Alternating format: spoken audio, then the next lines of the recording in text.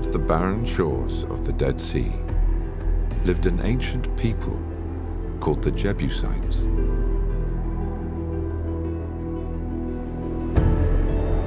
Thousands of years ago, on a large outcrop of bedrock, it is said they worshipped Shalem, the god of the setting sun. The city below was known as the place of Shalem, Yerushalem.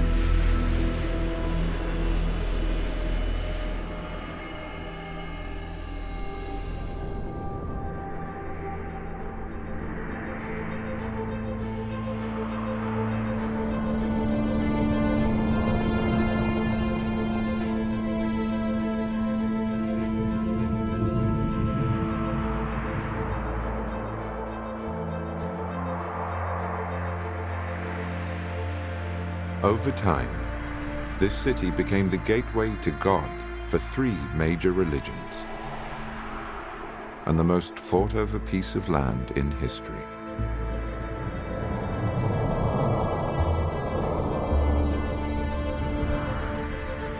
Many believed it was the center of the world.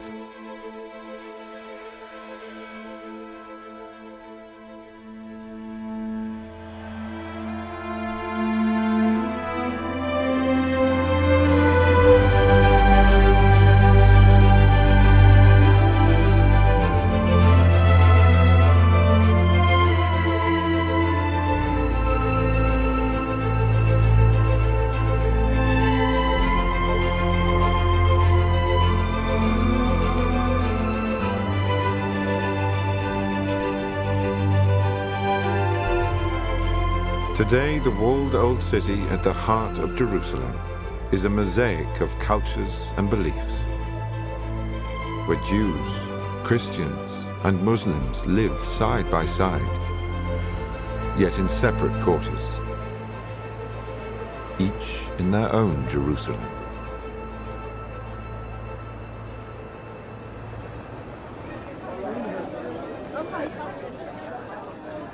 Everyone in Jerusalem has a favorite gate. Mine is Damascus Gate.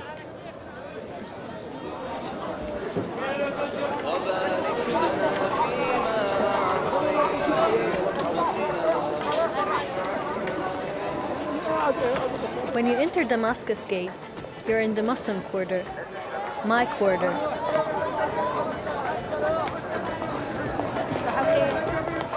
This is my Jerusalem.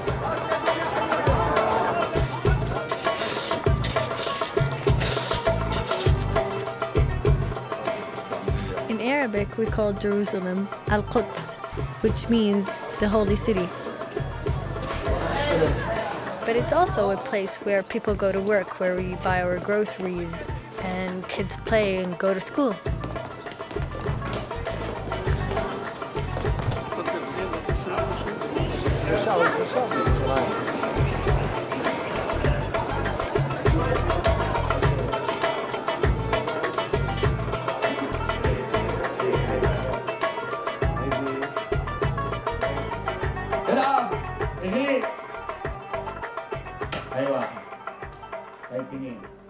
Jerusalem to me is more than just a city. It's beauty, it's spirit, and it's also my religion. But most importantly, it's my family. Most people don't think I'm Muslim. It's only when I go to the mosque and I put a headscarf on that surprises them. But Jerusalem is full of surprises.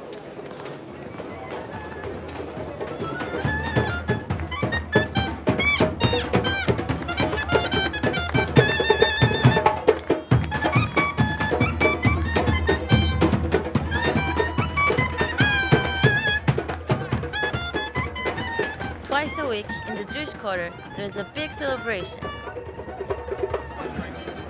For boys, it's called a bar mitzvah. For girls, it's called a bat mitzvah. It's a moment when you become an adult.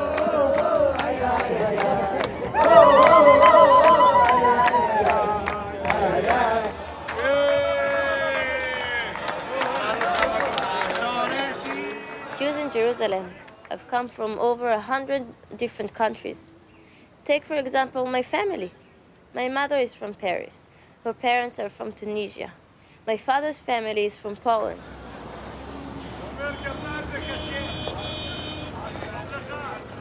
No matter where we come from, we all trace our roots back here.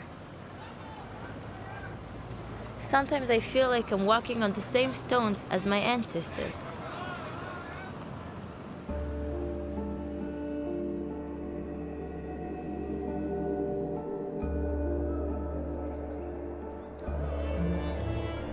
Since biblical times, we have a special word when Jews return to the Promised Land. We say we're making aliyah, which means going up to a higher place. And for us, the Jews, there's no higher place than Jerusalem.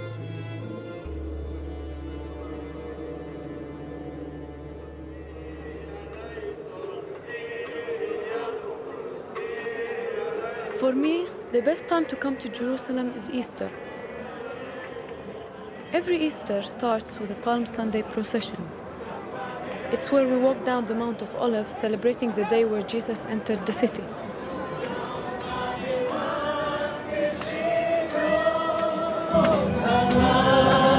Every year, me and my brother George join in this Palm Sunday procession, and we end up meeting people from all over the world.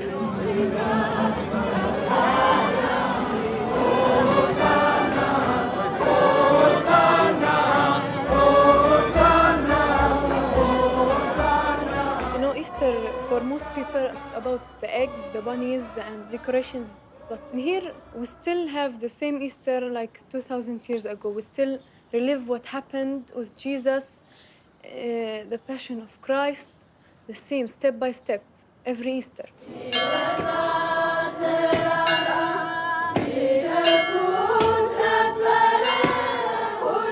In the Christian quarter, we have the Ethiopians, the Greek Orthodox, the Catholics, the Coptics, the Syrians, and each community celebrates Easter in their own way.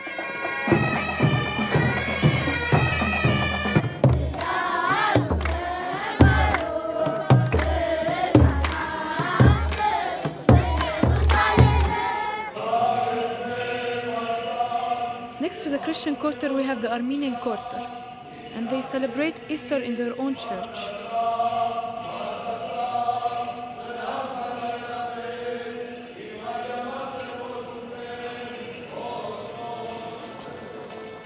The old city is very small, and the four quarters do not communicate a lot. Although we live in the same area, we don't know a lot about each other.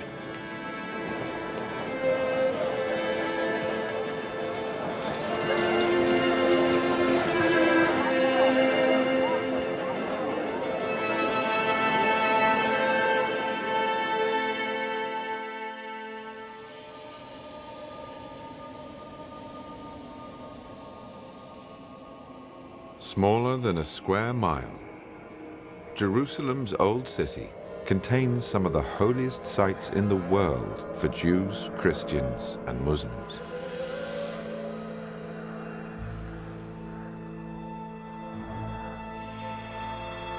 So how did half the people on Earth come to cherish the same tiny space?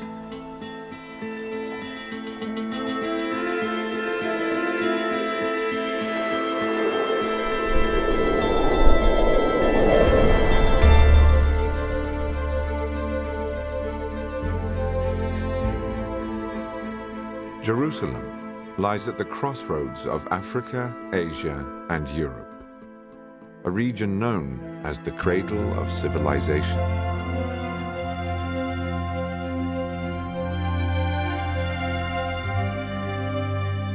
The first empires began here 5,000 years ago.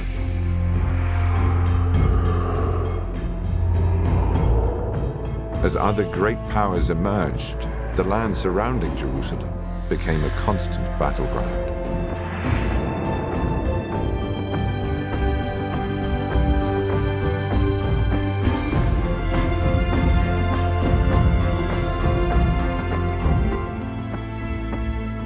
Each civilization left its mark here. The Romans built vast port cities on the Mediterranean Sea.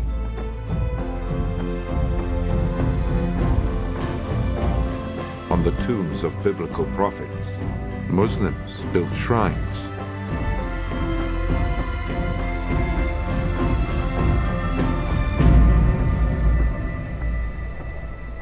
On a high plateau above the Dead Sea, King Herod the Great built Masada, a mountain fortress where Jewish rebels made their last stand against the Roman army.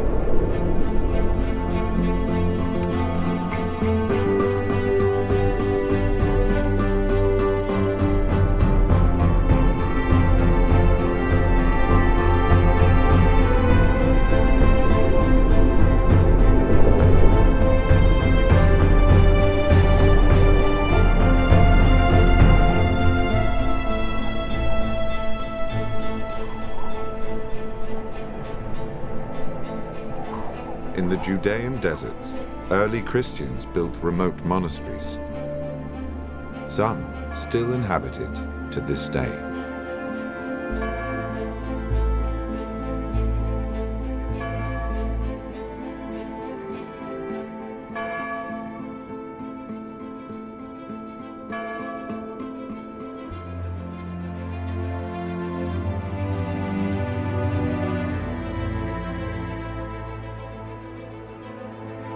Conquered over 40 times, Jerusalem is many cities, each one built on the ruins of another. And most can still be found beneath our feet.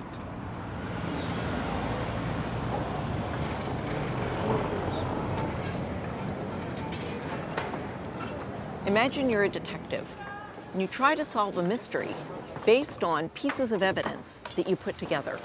That's exactly what archaeologists do, except that we do it for the past. One of the things that makes Jerusalem such an exciting place to work is the continuous occupation layers, one on top of the other, going all the way back 5,000 years ago to the first inhabitants, the biblical Jebusites, and then through the Israelites and the Roman period and the Crusaders and all the way up until today. Understanding ancient Jerusalem is like trying to put together a giant puzzle where we're missing most of the pieces and we don't know what the original picture looked like.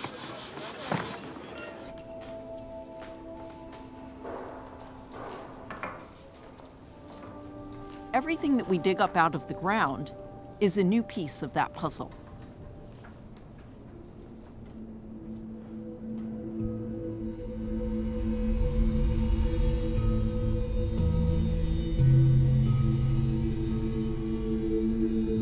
Jerusalem lies in the heart of a region that has yielded some of archaeology's most incredible finds.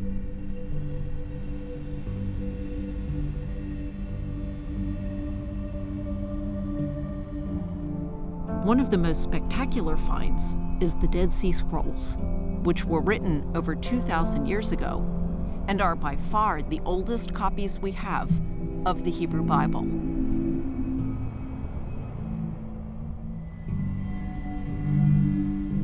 At the deepest levels under the ground, we find the earliest remains of the people who lived in this land.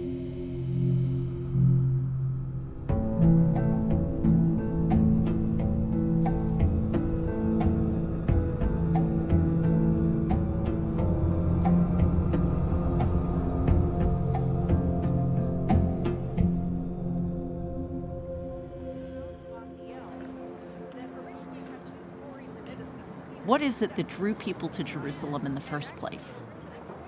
It's an isolated, poor, rocky mountain town. The answer is simple: water.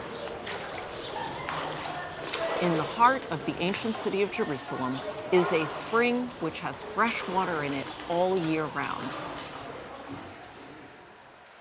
So the inhabitants cut a tunnel through solid bedrock to get to that water.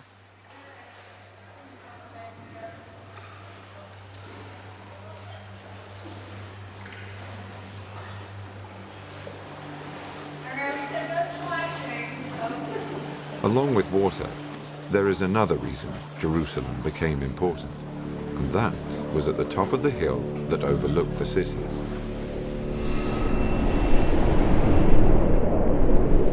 The large outcrop of bedrock, where it is believed the Jebusites worshipped the god of the setting sun.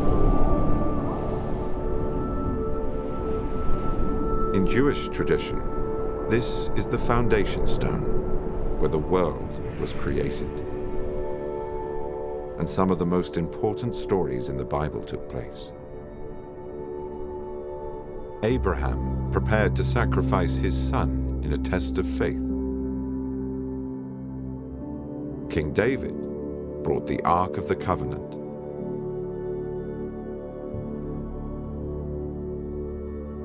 And King Solomon built the first temple, the house of God.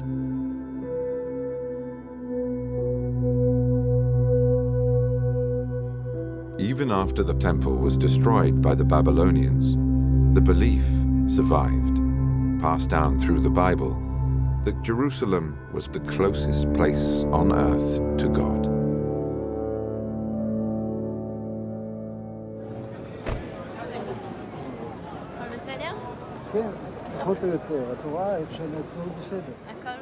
My grandfather came to Jerusalem when he was 12 years old in 1936 because his father felt that something bad is going to happen in Europe.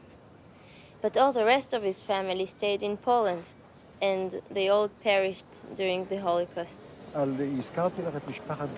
He made research about every place in the old city, and he even wrote 7 books about Jerusalem. And now, in his 90s, he's still learning every day something new about Jerusalem. It's his biggest love, I think, after his wife. But I'm sure that part of his love to Jerusalem has passed to his family and to me.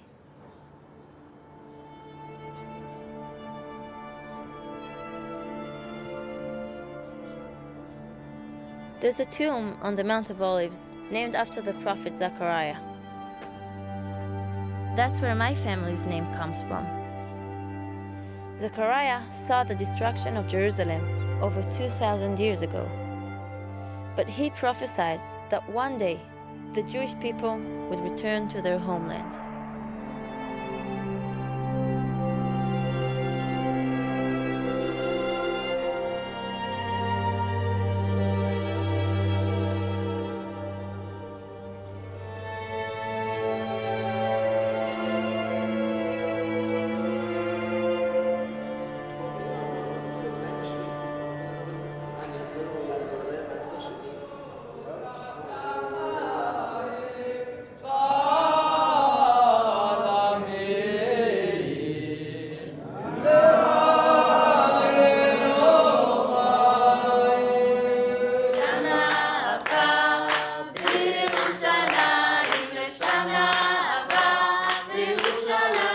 At the end of our holiest days, like Yom Kippur and Passover, we sing "Next Year in Jerusalem." For hundreds of years, this was the Jewish dream, to be back in Jerusalem. And I have the chance to live that dream.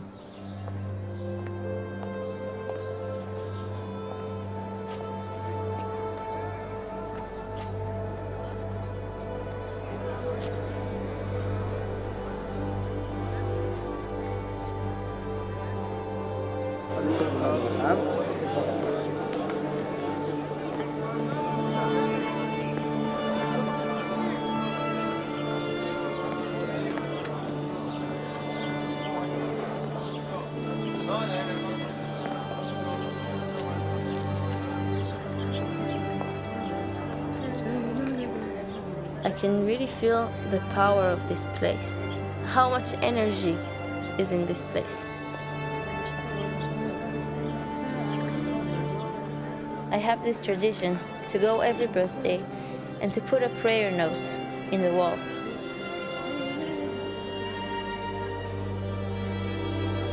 We believe all prayers pass through the wall on their way to God.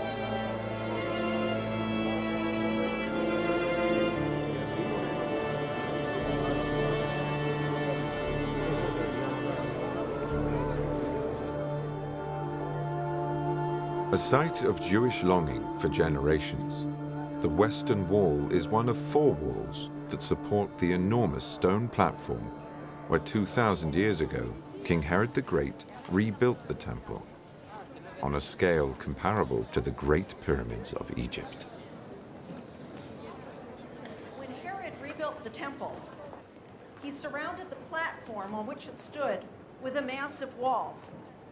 We're now rounding the southwest corner of this wall, and as we come around, I want you to look at the giant stones that are built into the wall. In fact, think about this. How did they get these huge stones into position without the kind of modern machinery that we have today?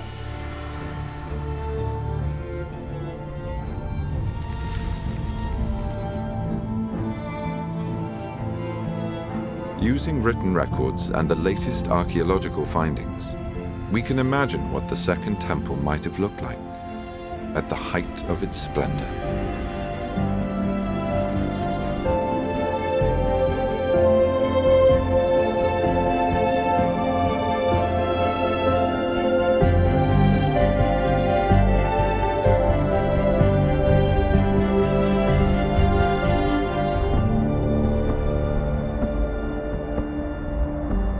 Today, long after the Second Temple was destroyed by the Roman army, Jews mourn its loss at the wall that once stood closest to it, the Western Wall.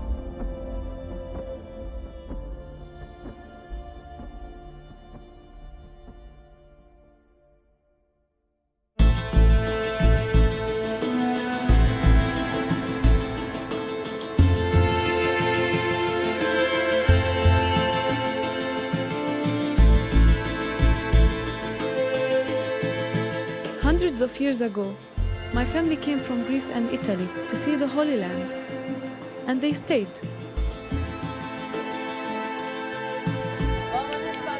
My mother's family settled here in Bethlehem.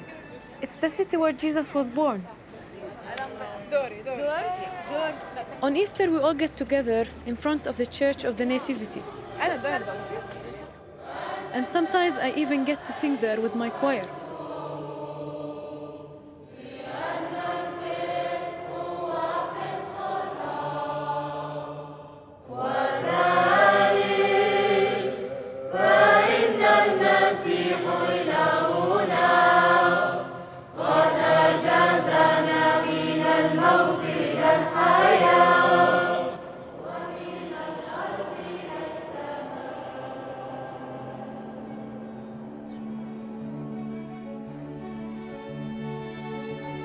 For centuries, Christian pilgrims have traced the footsteps of Jesus, from his birth in Bethlehem to his death in Jerusalem.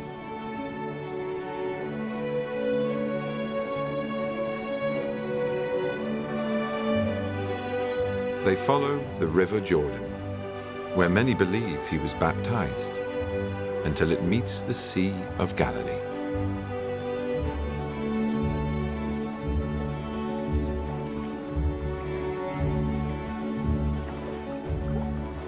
According to the Gospels, he began his ministry in the village of Capernaum and taught in its synagogue.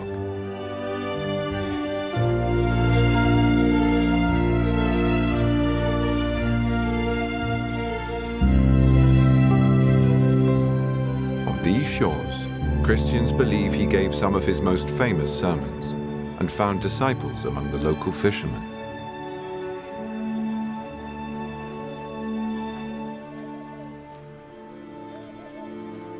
And it is here, in Jerusalem's Garden of Gethsemane, that the New Testament says he was arrested before being sentenced to death.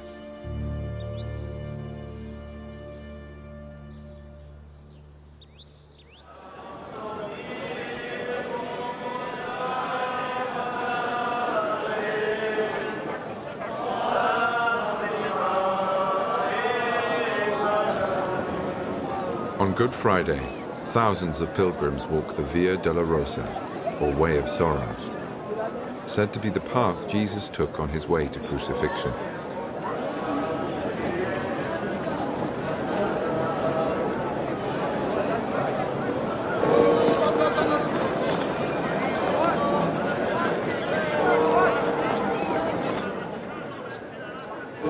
The procession ends inside the Church of the Holy Sepulchre.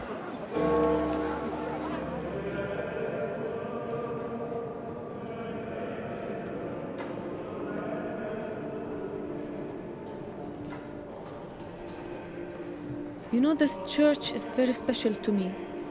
Sometimes I see people who have dreamed their whole life of coming here. I realize how lucky I am to live in Jerusalem.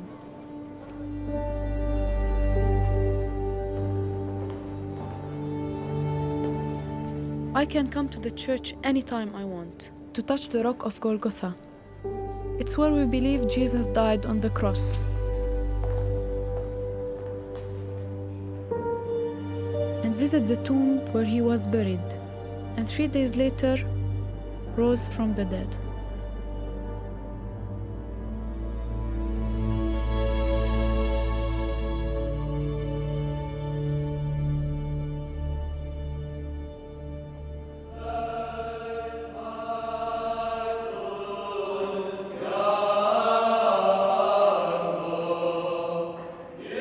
To understand why many believe Jesus was crucified and buried here, we have to go underground.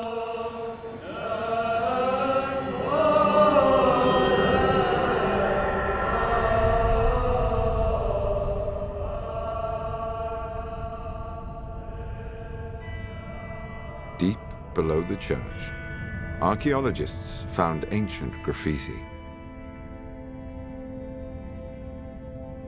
A ship drawn by a pilgrim with an inscription in Latin that reads, "O Lord, we have come."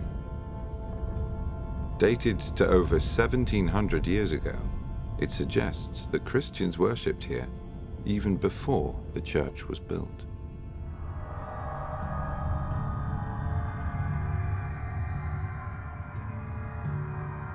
In another part of the church are ancient tombs cut into a rocky hill known as Golgotha.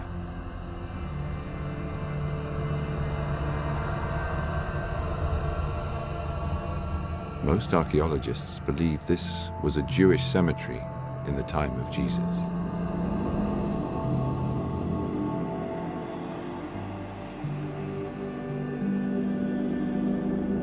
These tombs at the Rock of Golgotha would later become the site of Christianity's most important church, the Church of the Holy Sepulchre.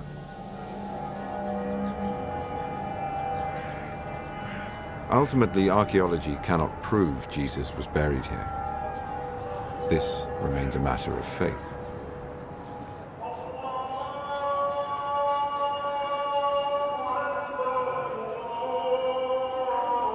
أشهد أن محمداً رسول الله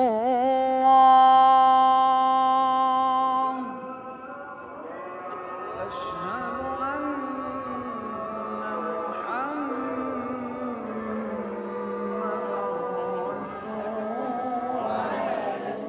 الله وعليك توكل بسم الله الرحمن الرحيم يا الله بسم الله. My family has deep roots in Jerusalem. We've been here for hundreds of years. We love talking about family history, especially during the month of Ramadan, when the whole family gathers to break the fast.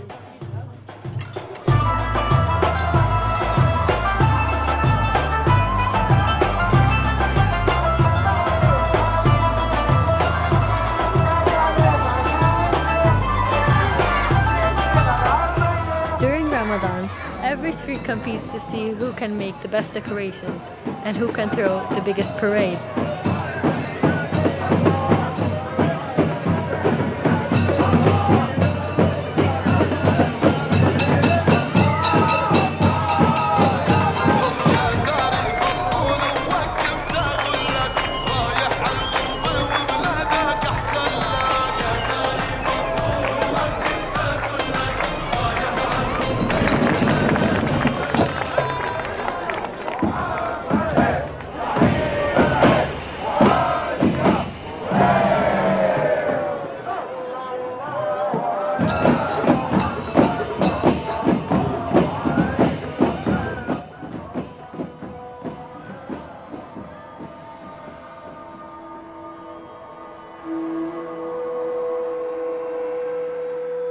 To the Muslim world, Jerusalem is the city of the prophets, Abraham, David, and Jesus.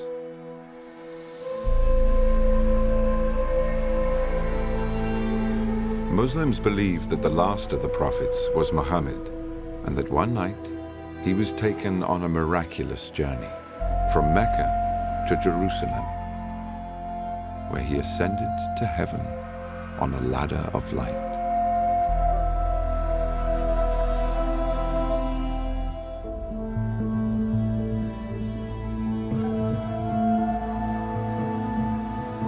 For over 1,000 years, Muslims have linked the Prophet Muhammad's night journey with the stone platform that houses the Golden Dome of the Rock and the mosque at the southern end.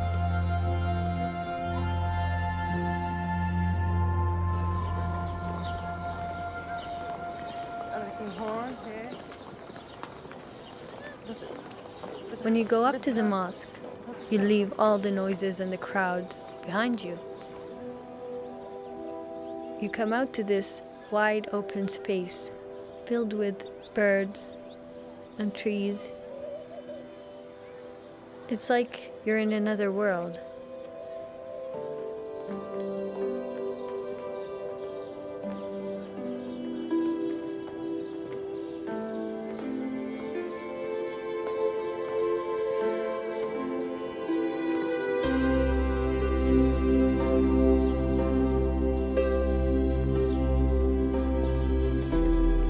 Out of all the buildings in Jerusalem, the most beautiful to me is the Dome of the Rock.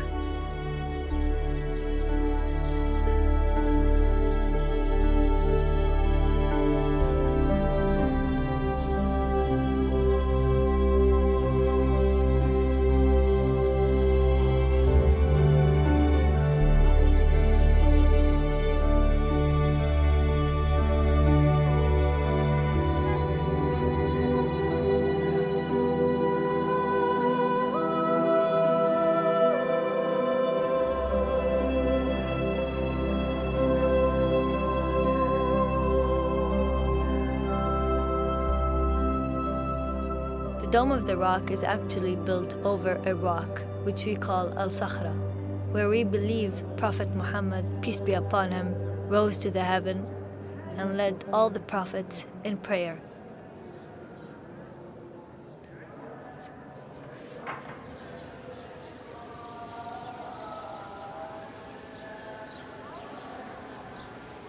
Built 1,300 years ago, the Dome of the Rock is among the oldest Islamic monuments in the world.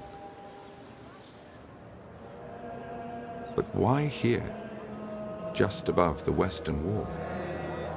What is it about this site that made it the gateway to God for Muslims?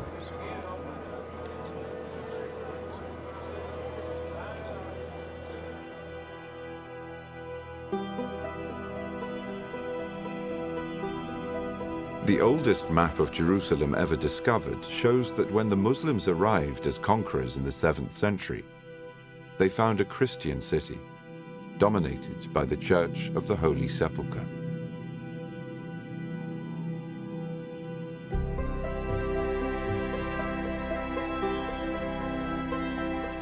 It is said they were invited to pray inside the church, but asked instead to be taken to the top of the stone platform to look for their own place of worship. They found it abandoned, filled with rubbish.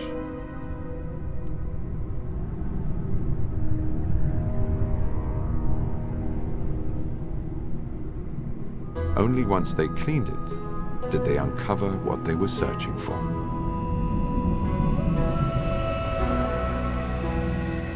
The large outcrop of bedrock, the object at the center of Jerusalem's sacred stories.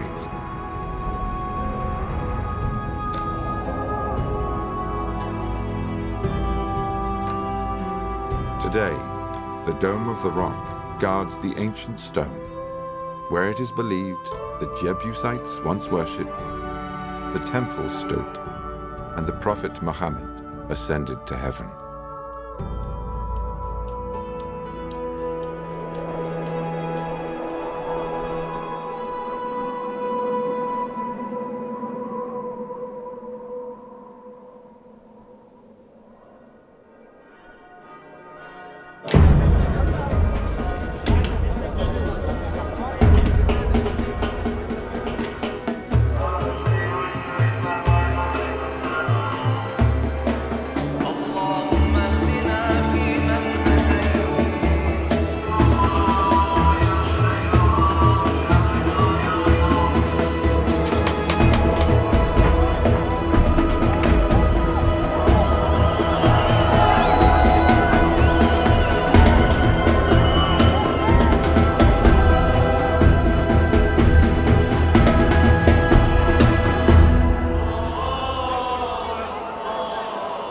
the Saturday before Easter, Orthodox Christians celebrate the resurrection of Jesus in the ceremony of the Holy Fire, one of the oldest rituals in Christianity.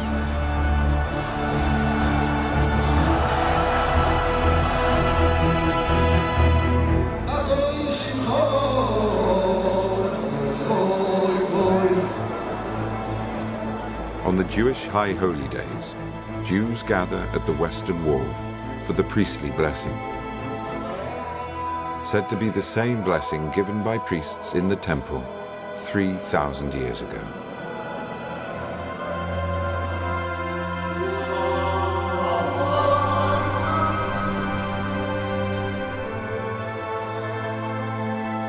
In the final days of Ramadan, Muslims believe the sky opens up and all their prayers are answered.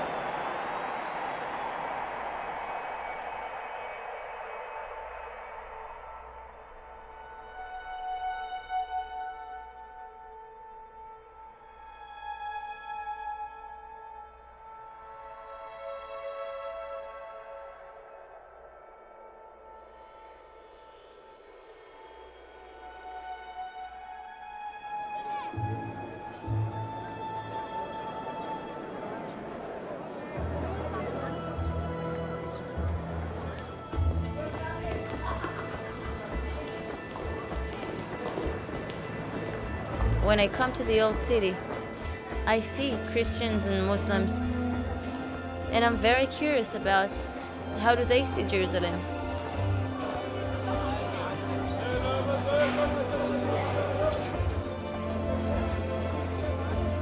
And I also wonder if they're curious about my community, about my life.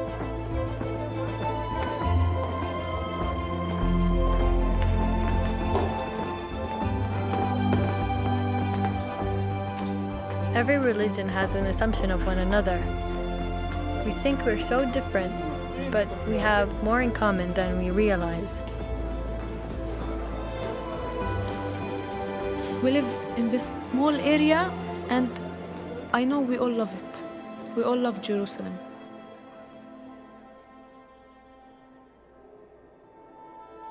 You know, I hope one day we can have the courage to meet the people who are living right next to us.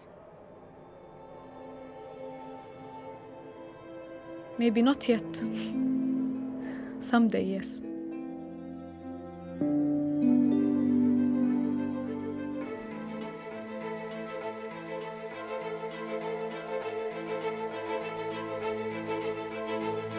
Jews, Christians, and Muslims have often found themselves in conflict. Yet they share a heritage and a love for the land that nourished their beliefs. Nowhere is this more apparent than Jerusalem. This city on a hill binds together the hopes of the world.